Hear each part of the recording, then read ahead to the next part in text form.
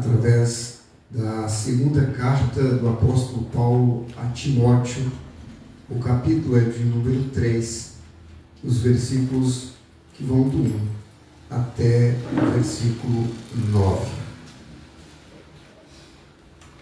Nós que temos a grande oportunidade de participar da comunhão com o Senhor, a maioria das pessoas não tem essa oportunidade, né?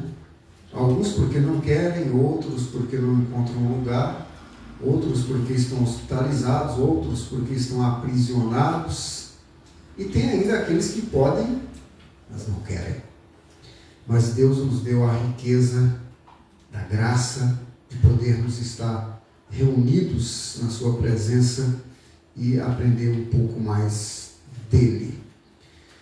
Segunda carta do apóstolo Paulo a Timóteo, capítulo de número 3, os versículos que vão do 1 até o 9. E o texto diz assim: sabe, porém, isto, nos últimos dias sobrevirão tempos difíceis, pois os homens serão egoístas, avarentos, arrogantes, jactanciosos, blasfemadores, desobedientes aos pais, ingratos e irreverentes, desafeiçoados, implacáveis, caluniadores, sem domínio de si, cruéis, inimigos do bem, traidores, atrevidos, enfatuados, mais amigos dos prazeres do que amigos de Deus, tendo forma de piedade, negando-lhe, entretanto, o poder. Foge também destes, pois entre estes se encontram os que penetram sorrateiramente nas casas e conseguem cativar mulherinhas sobrecarregadas de pecados, conduzidas de vãs paixões, que aprendem sempre e jamais podem chegar ao conhecimento da verdade. E do modo porque Janes e Jambres resistiram a Moisés, também estes resistem à verdade.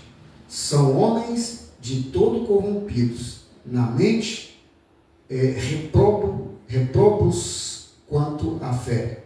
Eles, todavia, não irão avante, porque a sua insensatez será a todos evidente, como também aconteceu com os magos lá do Egito, o tal do Janes e do Jambres. O texto nos leva ao seguinte pensamento: fé verdadeira em tempos perigosos. Porque se você tiver uma fé falsa, uma fé fraca, uma fé adormecida, uma fé não operante, nesses tempos perigosos, você corre um sério risco de ser engolido por falsas doutrinas. E o que mais a gente tem é crentes questionando as Escrituras, porque ouviu um falso profeta falar uma ideia nova. É incrível como a gente percebe isso. Pessoas que se dizem crentes questionando as Escrituras porque ouviram a ideia de um falso mestre que foi implantada há um tempo atrás, ou na internet, ou na televisão, ou no rádio, ou em algum livro, em alguma coisa do gênero. Então a gente precisa ter uma fé verdadeira, porque os tempos são difíceis, são trabalhosos e ao mesmo tempo são perigosos. O título ele resume o contraste central do texto: tempos marcados por decadência moral e espiritual exigem uma fé sólida, não uma fé que voa com a poeira, com o vento ou com ventos de doutrinas.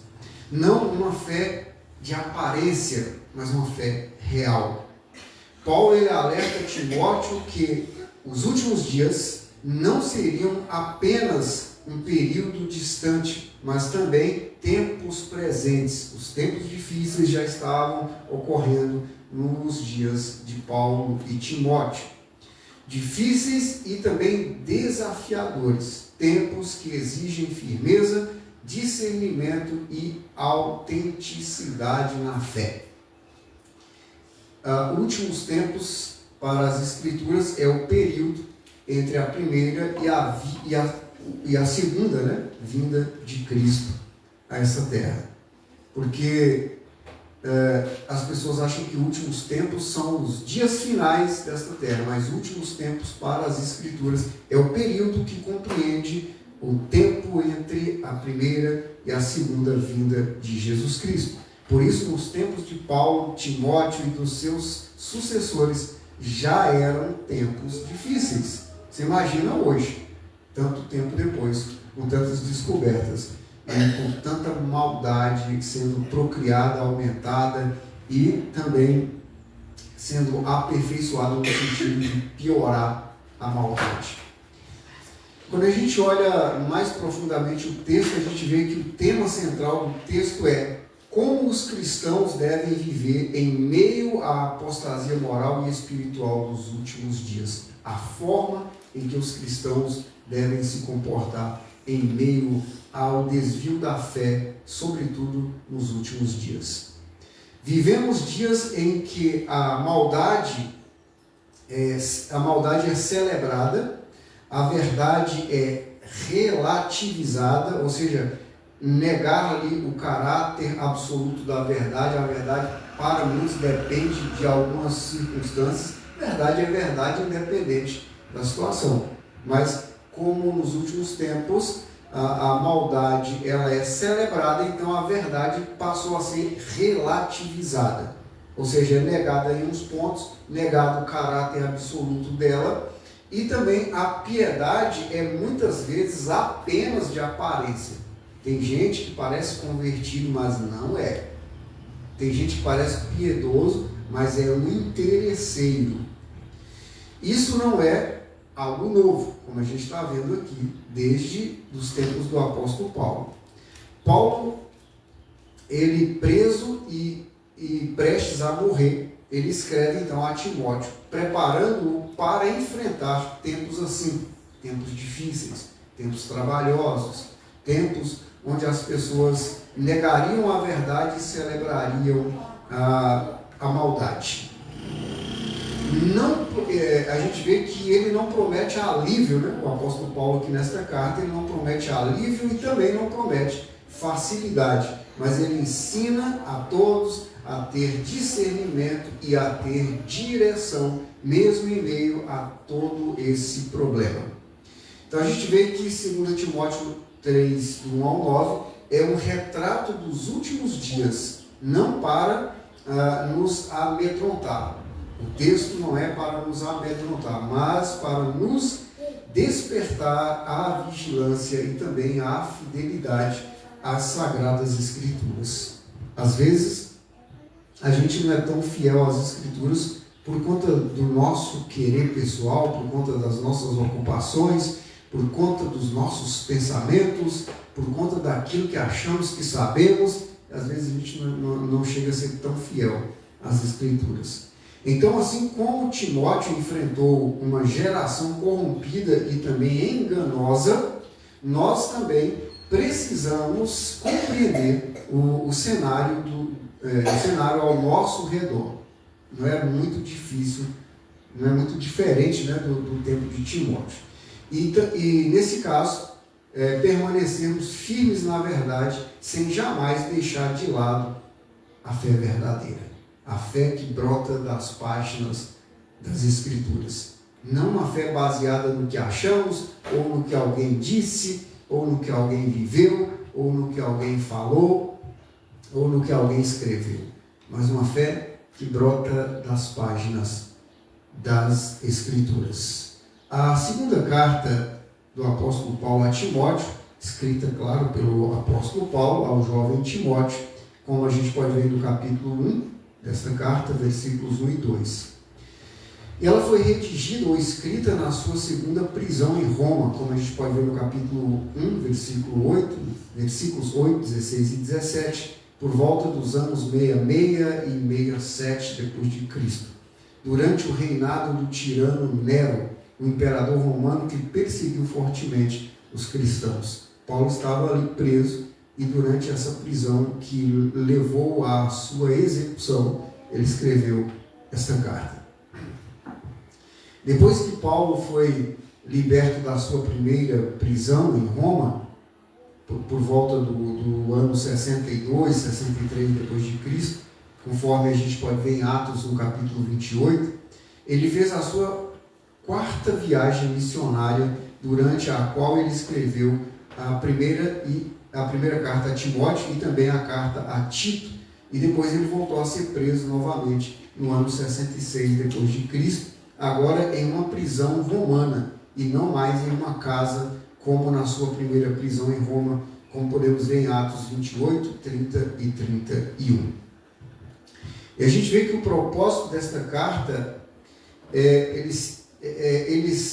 está na sua última prisão e escreve então a sua última carta. Essa carta, segunda carta a Timóteo, é considerada a última carta do apóstolo Paulo.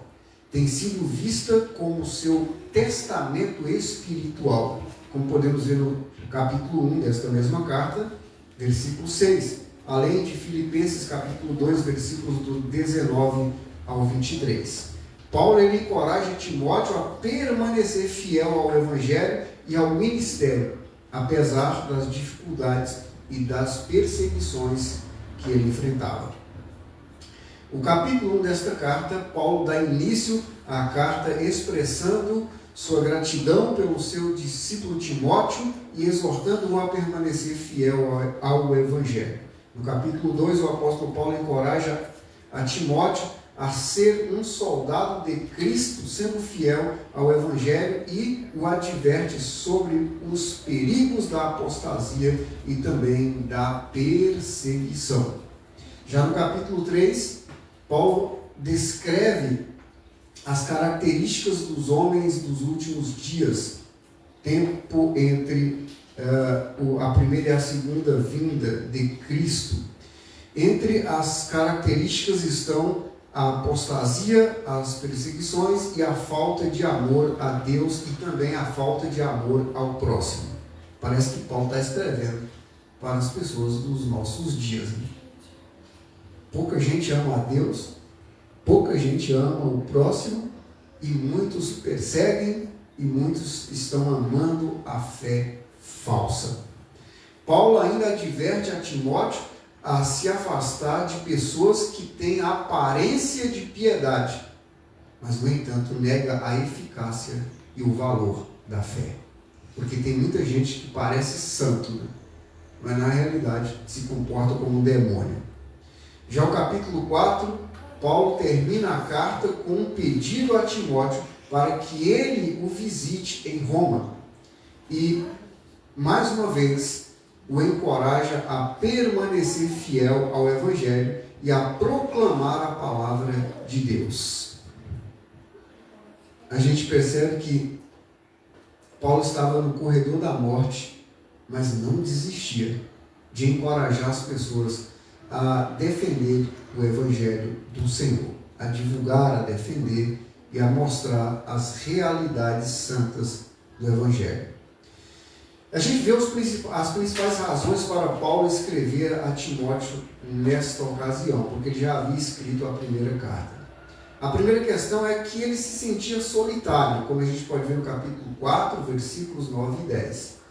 E a segunda questão é que ele estava preocupado com o bem-estar da igreja nesse período de perseguição e queria encorajar Timóteo a não desistir por causa das perseguições. Como podemos ver no capítulo 1, versículo 8, versículo 14, capítulo 3, versículo 14 e capítulo 4, versículo 2. Um terceiro motivo é que, tendo em vista a chegada da sua partida ou da sua morte, é provável que Paulo quisesse ver a Timóteo pela última vez, como fica muito claro isso no capítulo 4, versículos do 6 ao 8, versículo 9 e versículo de número 21. Paulo sabia que daquela prisão ele só sairia para o cemitério. Então talvez ele quisesse ver o seu filho na fé, Timóteo, pela última vez. Esse texto de 2 Timóteo, capítulo 3, versículos do 1 ao 9, nesse texto Paulo afirma que os últimos dias já estavam em curso na sua época. Paulo estava dizendo que os últimos dias, os dias difíceis, os dias trabalhosos, já estavam acontecendo nos seus dias. Tempos trabalhosos significam dias perigosos, angustiantes e difíceis de suportar. E a gente vê que ele faz uma lista de características humanas decaídas que são mostradas aqui. Paulo descreve a deterioração moral do ser humano. Diz que eles serão e estarão egoístas, ou seja, amantes de si mesmo, estariam materialistas, teriam amor extremo a bens materiais, estariam arrogantes, sentindo superior a tudo e a todos. Parece que é o que a gente vê aí, né? A opinião do outro não vale absolutamente mais nada, é só a opinião dos arrogantes que presta para alguma coisa, que na realidade não serve nem para eles mesmos, mas para eles, só a opinião deles serve, pode ser expressada. Também Paulo diz que haveria muitos ingratos, aqueles que têm falta de reconhecimento pelos benefícios recebidos. Quanto mais você faz, parece que mais eles querem. Não reconhecem nada do que foi feito, nem um benefício, nem um bem entregue a eles. E o pior de tudo, Paulo diz que também estariam muitos em desobediência aos pais, uma recusa consciente em acatar a autoridade e as instruções dos pais. Parece que é o que a gente mais vê hoje. E diz também que haveria a ausência de amor, pessoas com incapacidade de se conectar com Deus e realizar a sua vontade e também de amar ao próximo. Diz também que haveria pessoas com falta de domínio próprio, pessoas que teriam dificuldades em gerenciar as suas próprias emoções, os seus impulsos, os seus desejos e as suas atitudes. E é o que mais a gente vê, pessoas que não têm sequer condições de estabelecer uma conversa sem gritaria. Paulo diz também que haveria pessoas com forte capacidade de traição, pessoas que quebram a fidelidade, e a fidelidade prometida, ou pessoas que são desleais, ou pessoas que fazem armadilhas contra o bem-estar do outro. Parece que esse ponto é o que mais a gente vê nos últimos dias. E Paulo diz ainda que haveria pessoas soberbas, que têm um sentimento exagerado de superioridade, arrogância e presunção, e que não aceitam opiniões contrárias por se achar superior aos outros. Esse tipo de gente está lotado na sociedade. Pessoas que amam mais o prazer, que têm amor ao prazer acima do amor a Deus. Pessoas que priorizam o gozo pessoal e também a satisfação imediata em relação à devoção a Deus e ao relacionamento com Ele. Pessoas que, se está bem para eles, Deus pouco importa. Se está bem para eles, o seu próximo que se dane. É mais ou menos assim. As pessoas, a grande maioria das pessoas hoje, tem amor ao prazer acima do amor a Deus e do amor ao próximo. Esse é um retrato da humanidade dominada pelo pecado e que persiste rejeitando a autoridade e os ensinamentos de Deus. Não se trata apenas de ímpios declarados, mas também de gente religiosa, é o que o texto mais frisa aqui. Paulo está falando especialmente de pessoas que não têm religião alguma ou conhecimento zero de Deus, mas sobretudo de pessoas religiosas que se desviaram da fé, que estão vivendo agora de acordo com as suas paixões. Fala também de pessoas que parecem piedosas, mas não há transformação real. Sabe aquele crente que ele é mais santo que todo mundo, mas as suas atitudes parecem mais de um demônio do que de um ser humano. Está cheio desses, né? Paulo está abrindo os nossos olhos para esse tipo de gente. Eles parecem piedosos, falam como piedosos, em determinados momentos, diante da comunidade, até se comportam como piedosos, mas não tem uma transformação real. Basta ele estar na sua zona de conforto, ou ele se sentir ameaçado, que ele mostra quem de fato ele é. Paulo diz, nesse caso, afasta-te também destes. Ao invés de afastar só de pessoas maldosas e que não confessam a Deus de forma nenhuma, deve também afastar de pessoas religiosas que têm aparência de piedosas, mas que não têm transformação real no seu caráter. E Paulo diz que é necessário afastar também destes, romper com eles, romper com os de falsa espiritualidade é algo necessário para o cristão verdadeiro. Quando você se aproxima muito de pessoas de falsa espiritualidade, você corre o risco de ser contaminado por elas. Porque a lábia desse povo é grande, né? E às vezes, num momento de fragilidade, você pode ser contaminado por pessoas de falsa espiritualidade.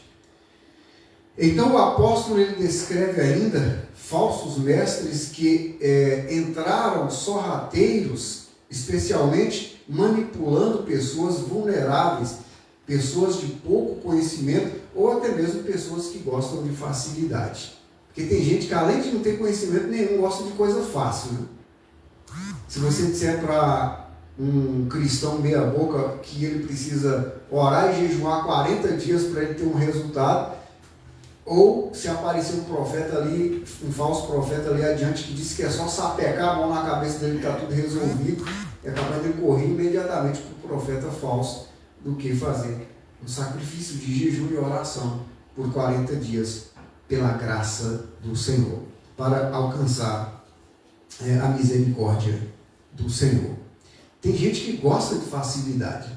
Não adianta, você pode falar a verdade que for para ele. Ele gosta de facilidade e pronto. Não vai adiantar. É a mesma coisa de você chegar com uma mosca e falar, olha, mel é melhor do que cocô. Ela vai rejeitar o mel e vai partir para o cocô imediatamente. Tem gente que é assim. Não vai adiantar você dizer para ela que a palavra de Deus, a orientação dos céus, é muito melhor do que a orientação de um falso mestre. Porque o falso mestre, além de não te dar nada, ainda te enlaça, te enreda para levar para as profundezas da condenação. Então o apóstolo Paulo ele descreve esses falsos mestres desta maneira. E ele fala de uma religiosidade superficial que parece sempre que parece que está sempre aprendendo alguma coisa, mas que nunca chega ao conhecimento da verdade. É exatamente o que a gente vê hoje. Pessoas que estão sempre fazendo campanhas, pessoas que estão sempre profetizando, pessoas que estão sempre revelando, pessoas que estão sempre fazendo movimento, mas nunca chega a nenhum conhecimento. Está sempre, não, estou indo buscar o conhecimento, mas quantos anos está indo buscar? 30, 40 anos, não alcançou ainda? Não, e nem vai alcançar. Porque Paulo disse que essas pessoas estão sempre aprendendo, mas nunca chegam ao conhecimento da verdade. Porque não busca a verdade, mas busca algo que parece uma verdade. Como é que você vai chegar ao pleno conhecimento da verdade se você não busca a verdade? Então, e por último, Paulo faz uma comparação dos falsos mestres com os magos do Egito, o Janes e Jambres, nomes associados aos magos que resistiram a Moisés, como a gente pode ver lá no livro do Êxodo, no capítulo 7. Assim como os magos, os falsos mestres também resistem e desafiam aqueles que pregam a verdade. Mas Paulo termina com esperança. Eles não irão longe, pois a sua insensatez os conduzirá ao fim deles mesmos. Né? A sua insensatez será evidente e por ela serão desmoralizados, assim como foram os magos do Egito, como você pode ver lá em Êxodo capítulo 9, versículos do 8 ao 11. Esses magos, quando Moisés e Arão usavam o cajado, faziam um milagre ali, eles usavam as mandingas deles e faziam um parecido. Aí Deus deixava. Dava sempre um jeitinho para poder desmoralizar eles pouco ali no início, como por exemplo, quando Arão jogou o cajado no chão e ele virou uma serpente. Aí eles jogaram uns gravetos também e virou uma serpentinha. A serpente de Arão foi lá e engoliu a serpente dos magos. Pequena desmoralização. Aí fazia outra coisa, eles faziam também. Então, quando Deus mandou jogar cinza para o alto e encher todo mundo de tumor, os magos foram os mais cheios de tumor e não conseguiram sequer ficar na presença de Arão e Moisés, porque estavam coçando mais do que tudo, doendo mais do que tudo e desmoralizados. Paulo está dizendo assim como Janes e Jambres foram desmoralizados por resistirem à verdade que Moisés pregava, também os falsos mestres serão desmoralizados diante da verdade pregada. Dito tudo isso, podemos olhar com mais profundidade para os versículos do texto. E a gente vê que o versículo 1 nos mostra que tempos difíceis exigem discernimento espiritual, capacidade de olhar ou de compreender ou de diferenciar aquilo que é certo do que é errado. Então, o versículo 1 diz: sabe, porém, isto, nos últimos dias sobrevirão tempos difíceis. Não devemos surpreender com a corrupção moral. Isso aí, desde o início do mundo, já tem. A Bíblia já nos advertiu sobre essa deficiência moral quando Jesus nos alertou em Mateus 24, do 4 ao 14. O cristão, ele deve vigiar, não desanimar diante dos desvios morais da humanidade. São muitos desvios que a humanidade tem, desvio de moralidade. Então, o cristão verdadeiro, ele deve vigiar para não cair nessas armadilhas e também não desanimar diante dos desvios moral da humanidade. Já os versículos do 2 ao 4 nos mostra a degradação moral dos últimos dias. E não é pouca, né? Diz os versículos do 2 ao 4: pois os homens serão egoístas, avarentos, jactanciosos, arrogantes, blasfemadores, desobedientes aos pais, ingratos, irreverentes, desafeiçoados, implacáveis, caluniadores, sem domínio de si, cruéis e inimigos do bem. Traidores, atrevidos, enfatuados, mais amigos dos prazeres do que amigos de Deus. A coisa não é nada animadora fora da presença de Deus. Então a gente vê que o pecado, ele se manifesta primeiro no caráter do ser humano. Isto é, destruindo a sua firmeza moral e também fazendo com que a pessoa perca o sinal espiritual impresso na sua alma. A maioria das pessoas que tinha um sinal espiritual impresso na sua alma, no seu ser, no seu íntimo, por ser corrompido no seu caráter, esse sinal se perde. E aqui Paulo, ele descreve uma sociedade centrada em si mesma. Parece que a gente está falando dos nossos dias, né? Olha que a carta foi escrita há praticamente 2000 anos atrás. Mas o que mais a gente vê hoje é uma sociedade centrada em si mesma e completamente afastada de Deus. A maioria das pessoas hoje sequer reconhecem a grandeza de Deus. Outras não têm o menor desejo de fazer parte da família de Deus. Outros sequer respeitam os que fazem parte da família de Deus. Outros ainda perseguem os que fazem parte da família de Deus. Porque a sociedade, de modo geral, na sua grande maioria, está centrada em si mesma. Não está mais preocupada com o outro, não está mais preocupada de onde veio e muito menos para onde vai. Então, tudo muito parecido com a nossa atualidade. Devemos reconhecer esse padrão de imoralidades tanto no comportamento social quanto no comportamento espiritual. Se você olha para o comportamento moral da sociedade, é de fazer vergonha até aos seres inanimados. Se você olha para o comportamento espiritual da maioria das pessoas, a gente percebe que elas não estão muito ligadas ao Criador da vida e ao dono da vida eterna. Devemos reconhecer esse padrão de imoralidades tanto no comportamento social quanto no comportamento espiritual. Ou vai dizer para mim que todas as igrejas que estão com a porta aberta hoje são confiáveis? Se você pensa assim, você está precisando se converter. Porque tem igreja que é mais um clube do que, de fato, alguém que está preocupado em salvar almas. Tem igreja que é muito mais um balcão de negócios do que um local onde se está preocupado em mostrar o amor de Deus. Tem igreja que é muito mais um terreiro de Satanás do que, de fato, um local onde se abre espaço para o Espírito Santo. Então, como a gente saber? Tendo contato com as Escrituras. E não um contato qualquer, mas um contato profundo, uma compreensão avançada das Escrituras. E não simplesmente uma leitura superficial ou ouvir qualquer um falar das Escrituras.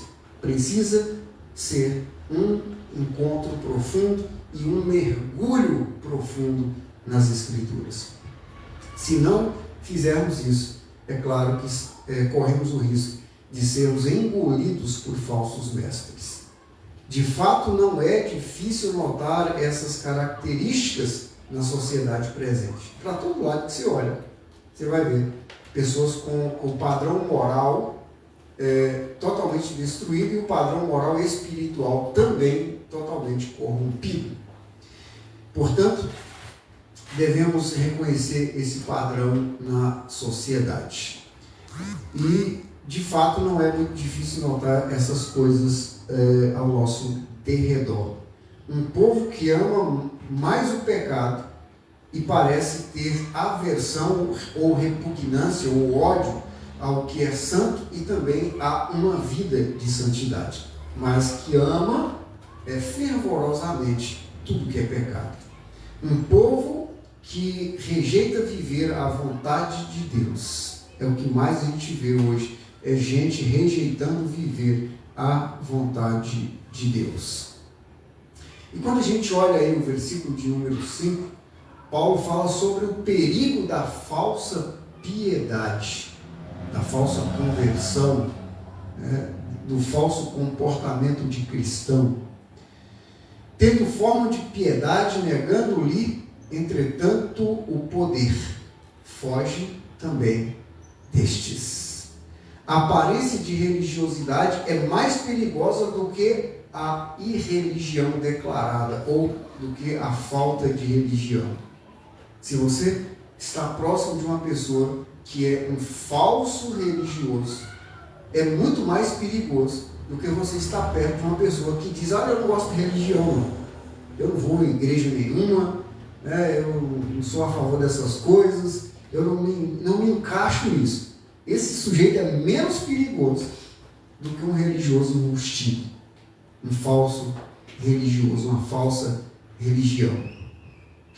Então, o cristianismo sem transformação não é cristianismo.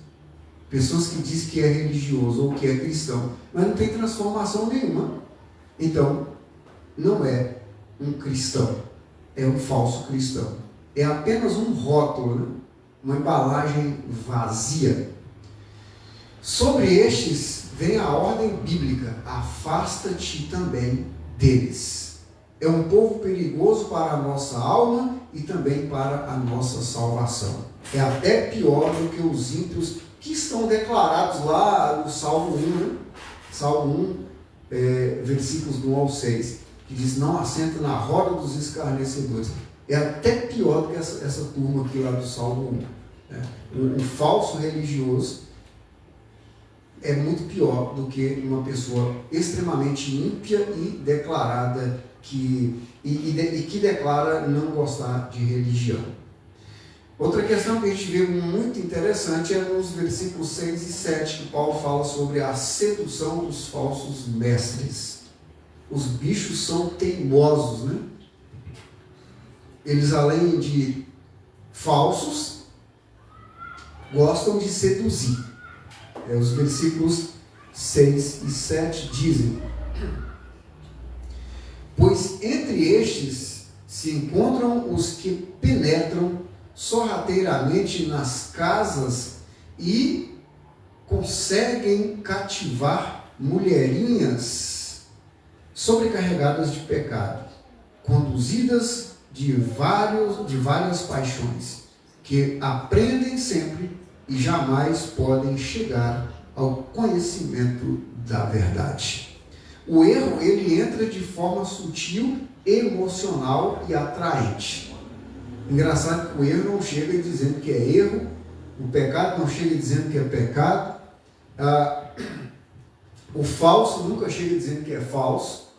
O erro, ele entra de forma sutil, de forma emocional e de forma atraente. Ele chega levemente, com discursos que emocionam e com atitudes que atraem.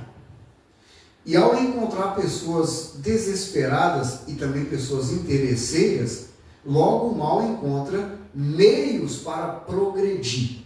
Aí a gente vê aqui que Paulo fala sobre mulheres ignorantes e sobrecarregadas de pecados, levados por todo tipo de desejo. Então esse tipo de gente é muito fácil para ser captada ou atraída por falsos mestres.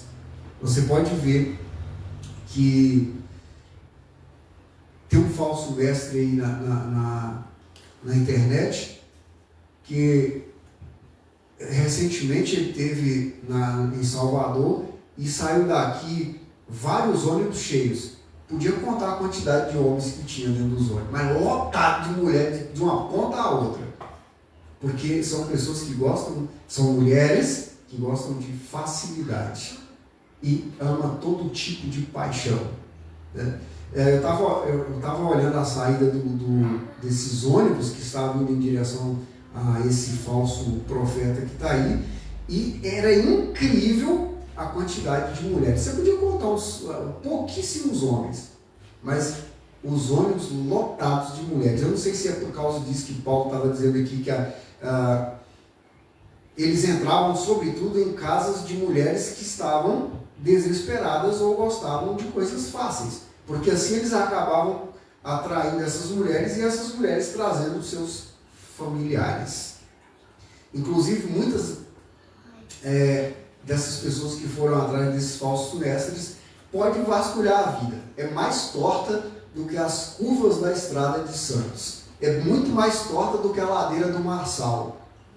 Você pode olhar a vida dessas. Eu conheço dessas que foram, eu conheço umas 5. Se você olhar a vida dessas pessoas, você fala: misericórdia. Como é que foram? Como é que se diz? Crentes e vive desse jeito. Dessas aí tem uma que, o dia que ela não briga com 2, 3 pessoas, ela não dorme feliz, ela não dorme em paz. Mas foi atrás do falso profeta. Não tem a vida transformada. Se ela brigar com uma pessoa só, acho que ela só consegue dormir até 1h da manhã. Mas se ela brigar com as 3 ou 4 por dia, ela dorme até 8 horas no dia seguinte, tranquilamente. Então, essa é uma pessoa que a gente tem, sabe do dia a dia, e a gente conhece como é o comportamento. Então, Paulo ele usa aqui esse tipo de pessoas que são interesseiras e também que têm paixões mundanas e que são presas fáceis para os falsos mestres. Então, alguém com uma fé sem profundidade é presa fácil para os falsos mestres, que é o caso dessas pessoas, né? Eu não sei nem se tem fé, e se tem, não tem profundidade alguma. Então, por isso, são presas fáceis por causa desses falsos mestres. Inclusive, hoje mesmo eu estava olhando os status de algumas pessoas, e esse falso mestre estava nos status dessas pessoas que eu estou falando. O cara continua divulgando o falso mestre. Estava lá nos status dessas pessoas. Então a gente vê que o cristão ele precisa de firmeza doutrinária, de firmeza no ensino da palavra. Ele precisa de um conhecimento avançado das Escrituras e precisa de uma fé ativa, e que essa fé venha das páginas do Evangelho. Contra essas virtudes, os laços dos falsos mestres não têm poder. Ao contrário, são despedaçados. Inclusive, ainda falando do tal falso mestre, algumas dessas pessoas me enviavam quase que diariamente as famosas orações desse falso mestre. Eu pegava as orações da nossa série Fundamentos da Oração e mandava de volta. Então nunca mais mandaram orações do falso mestre para mim. Como se eu estivesse dizendo, não, a gente sabe que é oração. Está aqui, ó. Vê aí, sim. Como vocês não querem oração de verdade, então continue aí com as orações do falso mestre. Outra coisa muito interessante que a gente vê é aí nos versículos 8 e 9, que a vitória da verdade, ela é certa. Às vezes pode até demorar no nosso modo de ver, mas é uma coisa que é certa. Então os versículos 8 e 9 dizem: e do modo porque Janes e Jambres resistiram a Moisés, também estes resistem à verdade. São homens de todo corrompido, na mente,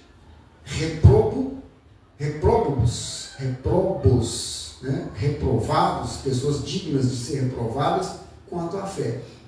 Eles são corrompidos na mente e têm uma fé reprovada. Eles, todavia, não irão avante. Eles não conseguem ir muito longe, porque a sua insensatez será a todos evidente, como também aconteceu com aqueles, com a insensatez daqueles, né? Ele fazendo aqui uma referência aos magos lá do Egito. Então, os falsos mestres da atualidade não conseguirão ir muito longe, porque a sua própria insensatez os revelará, assim como a insensatez de Janes e Jambres, os falsos magos, os magos, né, que são falsos de qualquer maneira, lá do Egito, foram desmascarados por Moisés e Arão. Então, assim como Deus expôs o tal do Janes e do Jambres, esses nomes você não vai encontrar no Antigo Testamento, mas são nomes que a tradição judaica dava aos magos do Egito que resistiram a Moisés, que são mencionados em Êxodo capítulo 7, versículos 11, 12 e 22. Eles foram expostos e também foram envergonhados pelo Senhor, como o texto já citado de Êxodo capítulo 9, versículos do 8 ao 11. também Deus exporá os falsos mestres dos nossos dias. É questão de tempo. Eu não tenho nenhuma dúvida disso, que os falsos mestres dos nossos dias serão expostos pelo Senhor, ainda em vida. E se não for em vida, será no julgamento, com certeza. Então, a verdade, ela pode até ser resistida por falsos mestres, mas nunca derrotada por eles. Ainda que eles consigam resistir à verdade, mas derrotar nunca, jamais eles conseguirão. O verdadeiro cristão, ele precisa saber disso. O verdadeiro cristão, ele precisa perseverar com confiança na palavra do Senhor. E no fim, a verdade sempre vence. Não é que talvez a verdade vence. No fim, a verdade sempre vence. Por mais que pareça que falsos mestres estão levando vantagem. Às vezes eu fico olhando pessoas dizendo: ah, aquela igreja ali faz tudo errado e está cheia. As igrejas que procuram fazer as coisas certas tem um pingo de gente. Eu falei: não entendeu nada. Não entendeu nada que os falsos conseguem corromper o maior número de pessoas, porque há muito mais pessoas que têm uma fé fraca e há muito mais pessoas que gostam de facilidades do que pessoas dispostas a servir a Deus de verdade. Isso aí é um fato. Se você encontrar 1000 pessoas e pregar a palavra, se tiver 10 que sair das 1000, é muita sorte. Por isso que igrejas lotadas não é sinônimo da presença de Deus. Nem sempre foram. Não quer dizer que um dia Deus não possa lotar uma igreja. Mas, no geral, igrejas lotadas nem sempre são sinônimos da graça de Deus, da presença de Deus, da presença do Espírito Santo. Não quero aqui dizer que não possa ter uma igreja lotada. Mas, na sua maioria, nem sempre igrejas lotadas significam a presença de Deus. Por isso nós precisamos ter discernimento espiritual. Há muito tempo eu falo isso aqui. Eu prefiro subir para os céus com a igreja de poucos membros do que descer para as profundezas do inferno com a igreja lotada de membros que não estejam salvos e que nem eu esteja salvo. Mas a igreja do Senhor, ela não se resume a salão, a placa. A igreja do Senhor, ela é formada por pessoas que servem a Deus com amor, temor, obediência e perseverança. Então, onde houver pessoas assim, ali é a igreja de Deus. Você imagina, por exemplo, nessa situação difícil que a gente vive, imagina um barco no mar, em um mar revolto, onde as ondas estão para lá e para cá. O vento sopra, as ondas se levantam e tudo ao redor diz que o barco vai virar, vai afundar. Mas o marinheiro, muito experiente nas águas do mar, experiente, ele sabe que enquanto a âncora, que é aquela peça de ferro pesada, estiver abaixo do barco, porque sempre que tem uma tempestade, a primeira coisa que os marinheiros fazem é jogar a âncora para baixo. A âncora é uma barra de ferro pesadíssima que faz o barco ficar parado em cima da água sem que ele vá para lugar nenhum. Então, os passageiros nem viram o marinheiro jogando a âncora, então eles ficam desesperados com as ondas. Mas o marinheiro já jogou a âncora e ele sabe que enquanto o barco estiver ancorado, a chance das ondas levarem ele, baterem contra pedra, alguma coisa, a chance é pequena. Então ele permanece tranquilo, enquanto a âncora estiver segurando a embarcação. Enquanto a âncora permanecer segurando a embarcação, lá no fundo, enquanto ela estiver firme lá no fundo, o barco ele não será levado pelas ondas. Mas a pessoa que não sabe disso fica desesperada. Assim é o cristão nos últimos dias. Ele não pode impedir as tempestades. Você não pode impedir o mar de gente incrédula, os falsos profetas, as falsas igrejas lotadas. Você não pode impedir isso. Então, Ele não pode impedir as tempestades, mas ele pode permanecer firme, porque a sua âncora é a verdade de Deus. A sua promessa para quem guarda a sua poderosa palavra é de que você vai vencer. Então, o verdadeiro cristão é como o marinheiro. Ele sabe que a âncora está segurando o barco e as ondas não vai levar. Mas os passageiros que não conhecem isso ficam tremendo de medo, achando que o barco vai embora junto com as ondas. O verdadeiro cristão, ele sabe que a sua âncora é a verdade de Deus. Ele está ancorado na verdade de Deus. E por isso, a promessa de Deus para quem guarda a sua poderosa palavra é que ele vai vencer.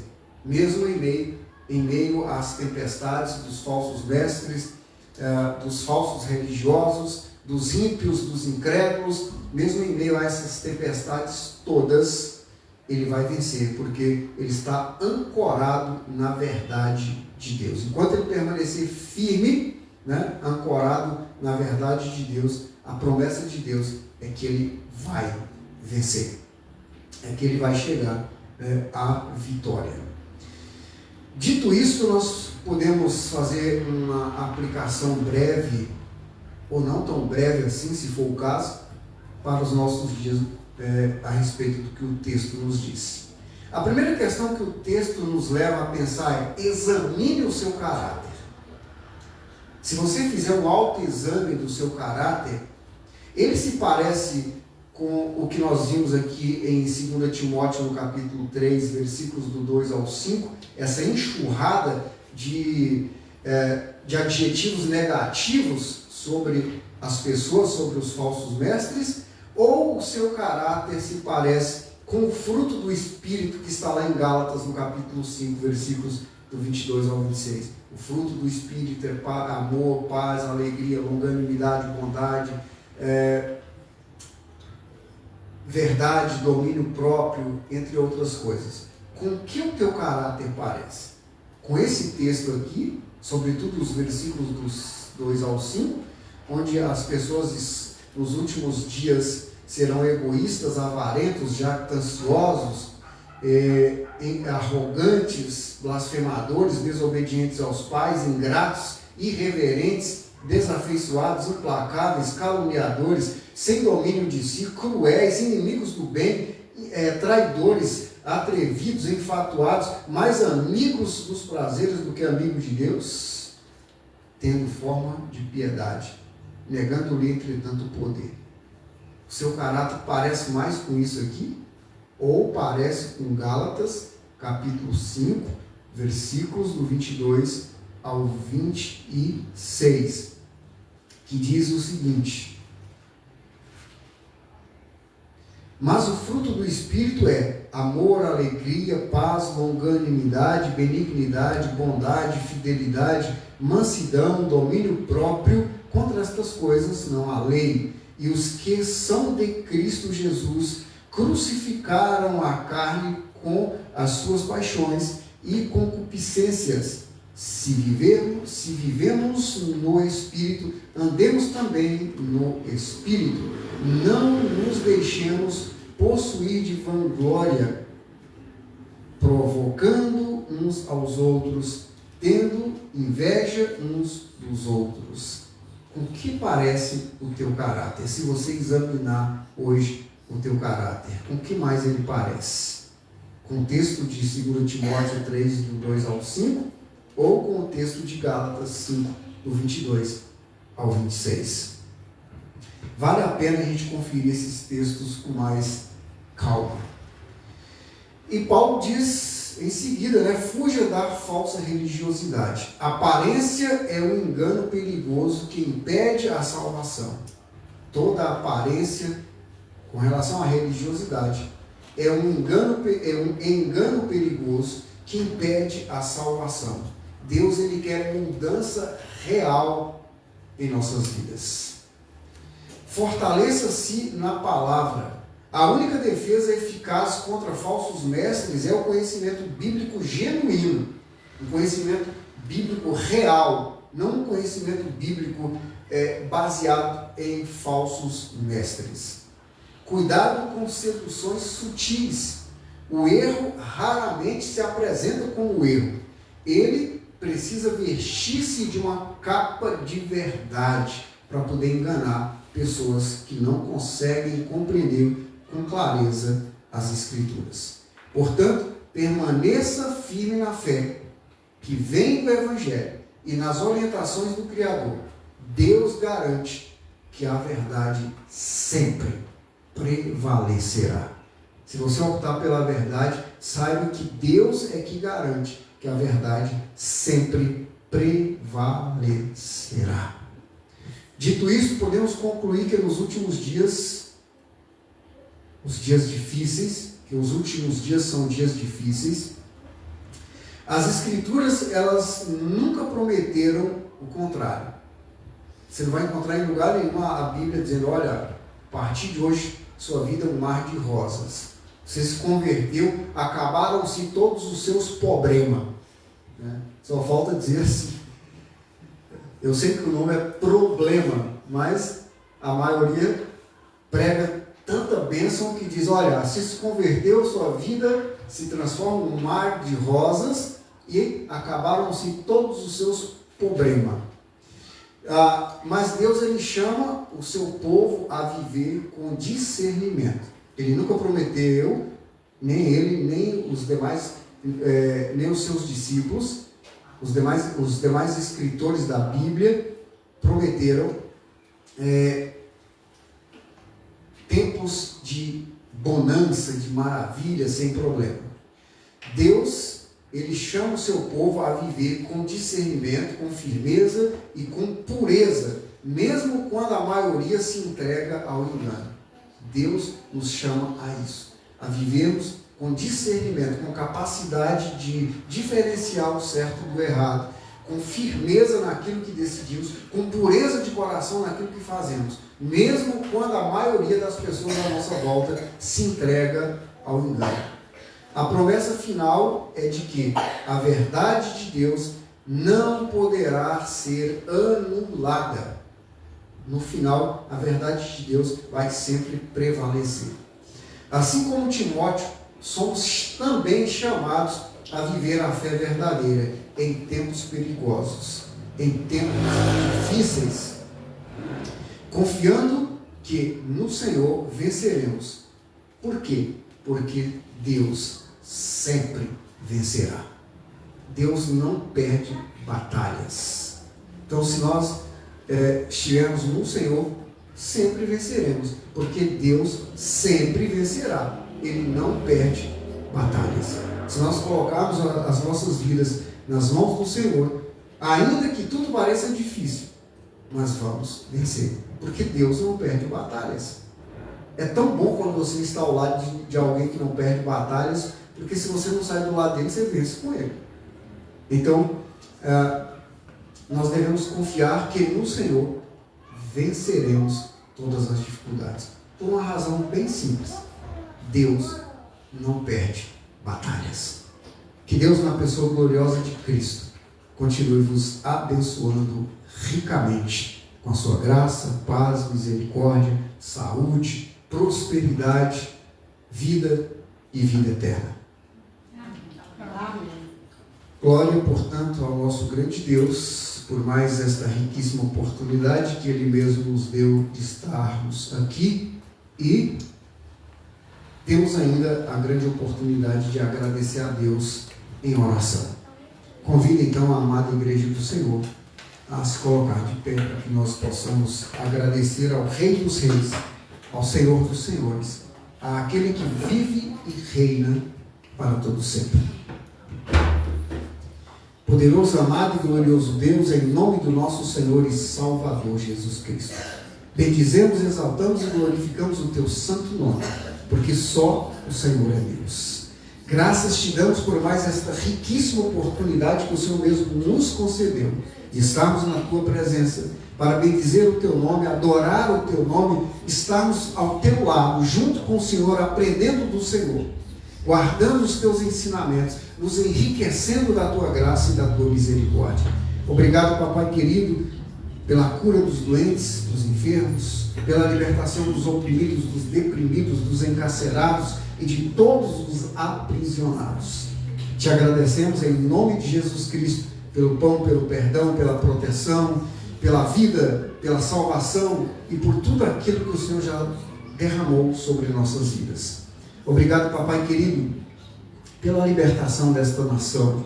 Obrigado pela libertação desta cidade. Obrigado pelas nossas famílias, pelos nossos familiares.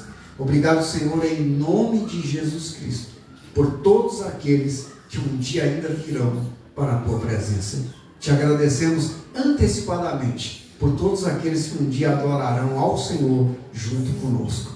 Em nome de Jesus Cristo, clamamos ao Senhor por mais almas rendidas aos Teus pés. Em nome de Jesus Cristo, que seja repreendida toda e qualquer ação do mal, que sejam destruídas as armadilhas do inimigo, para que o Teu nome seja exaltado, enaltecido e glorificado mais uma vez. Em nome de Jesus, assim nós oramos e Te agradecemos para a glória do Teu santo e perfeito nome.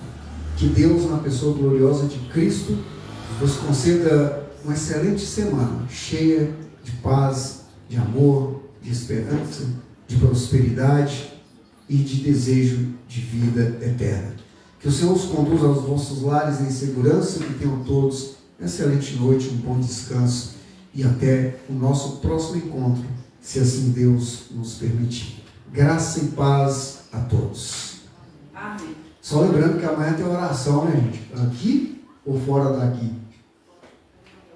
Não. Aonde? Na casa da irmã Graça. Então, amanhã a oração é na casa da irmã Graça. Que Deus abençoe poderosamente a todos.